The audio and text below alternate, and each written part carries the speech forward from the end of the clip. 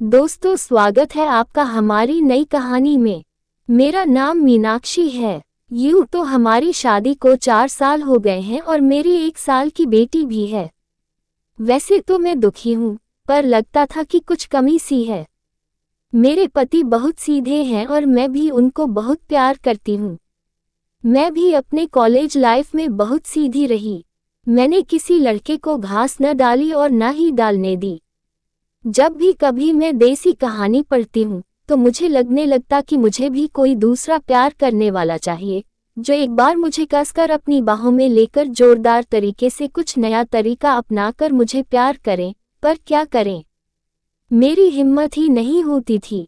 जब वह मुझे कभी फिल्म दिखाते और कोई लड़की मर्द से प्यार करती हुई दिखती तो मेरे अंदर की प्यास और जाग जाती थी। उस रात मैं अपने पति से कई बार मस्त क्रिकेट वाला खेल खेलती, पर शायद अभी मेरी किस्मत में दूसरा प्यार नहीं लिखा था। तो मैं अपने मन से यह विचार निकालना ही बेहतर समझा। और क्या करती, जब भी इनसे कोई देसी कहानी पढ़ती या देखती तो मेरी उमंगें जोर पकड़ लेती थी। मैं ज्यादा सुंदर तो नहीं हूँ, पर मेरा शरीर बहुत शानदार है। पर कहते हैं ना कि सच्चे मन से कुछ मांगू तो भगवान भी सुन लेता है। मेरे पति के एक दोस्त है रितेश, वह अक्सर हमारे यहाँ इनके सामने इनके पीछे भी आते रहते हैं। एक दिन मैं अपनी बेटी को दूध पिला रही थी और रितेश हमारे यहाँ आ गए। मैं अकेली थी, ये ऑफिस गए हुए थे। मैं थोड़ा फ्री होकर बैठी थी। मुझे उम्मीद भी नहीं थी कि कोई आएगा, तो मेरे लगभग वह दोनों बाहर ही थे। तभी रितेश अचानक चला आया तो मैं संभाल भी ना सकी। पर क्या करती, वह मुझे देखकर मुस्कुराया और मैंने तुरंत अपने आप को संभाला और उसको बैठने के लिए कहा। उसने लपक कर मेरे बेटी को सहलाने का बहाना करके थोड़ा मेरे उसको भी सहला दिया और मैं कुछ भी ना कह सकी। फिर रितेश ने कहा, भाभी चाय पिला दो। मैंने बेटी को उसको दिया और मैं चाय बनाकर ले आई। मैंने अपने मन में सोचा कि रितेश मेरी प्यास बुझाने के लिए सही रहेगा क्या, या कहीं यह मुझे बाद में बदनाम तो नहीं कर देगा। मैंने सोचा कि जल्दबाजी ठीक नहीं रहेगी। फिर मैं रितेश के सामने बैठकर चाय पीने लगी। थोड़ी देर शांति रही, फिर रितेश बोला, भाभी एक बात है, भैया खुश तो रहते हैं। मैंने पूछा, क्या बात है? वह तो हमेशा ही खुश रहते हैं। तब रितेश बोला, जिसके पास ऐसी सुंदर पत्नी हो वह हमेशा खुश ही रहेगा। वह फिर पार्टी वाली लड़की की बात बताने लगा कि उसके साथ चक्कर है और वह 2 और लड़कियों से भी मिलता है। मैंने कहा, तुम्हारा किसके साथ चक्कर है, ये तो बताओ। तो वह बोला, आपसे ही चलाने की सोच रहा हूँ। मैं मन ही मन तो खुश हुई, पर मैंने कहा, पहले मेरे पति से मिलकर फिर सोचना। तो वह बोला, इसीलिए तो आज तक नहीं चला पाया हूँ। चलो देखते हैं कि क्या होता है। तभी मैंने कहा, तुम्हारे भैया के आने का समय हो गया है। तो वह बोला, रहने दो, आज मैं चलता हूँ, कल आऊँगा। मैंने कहा, ठीक है। अगले दिन रितेश फिर आ गया और आज एकदम बन ठन कर आया था।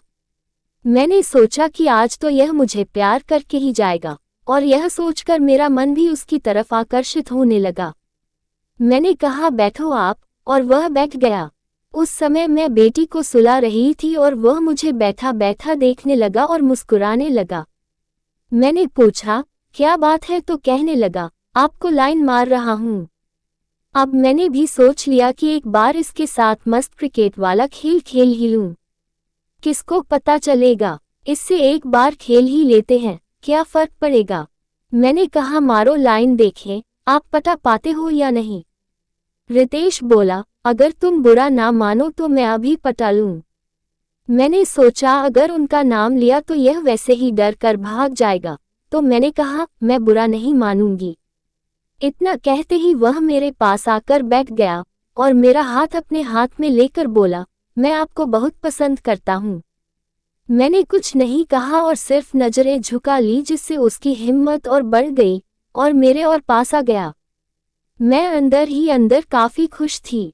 थोड़ा डर भी था, पर दिल कर रहा था कि कर ले बेवफाई, अगर दूसरा प्यार पाना है तो। उसने मेरा हाथ अपने हाथों में ले लिया और वह मेरे चेहरे को अपने हाथों में लेकर मेरे गाल पर किस करन दी। अब मेरे से शायद रुकना मुश्किल था, पर मैं शांति से बैठी रही। मन बहुत हो रहा था। मन में तरंगे उठ रही थी कि आज मुझे मनचाहा सुख मिलने वाला है। उसके बाद उसने मेरे होठों को किस कर दिया। अब मेरे लिए रुकना और नामुमकिन था। मैंने भी उसे किस करने लगी। अब मुझे राजेश में अपना पति नजर आने लगा। अब वह पूरी तरह खुल चुका था। मेरी और उसकी सांसें बहुत तेज चल रही थी। न वह कुछ कह पा रहा था और न मैं कुछ कह पा रही थी। तभी मुझे ध्यान आया कि मेरा घर खुला हुआ है।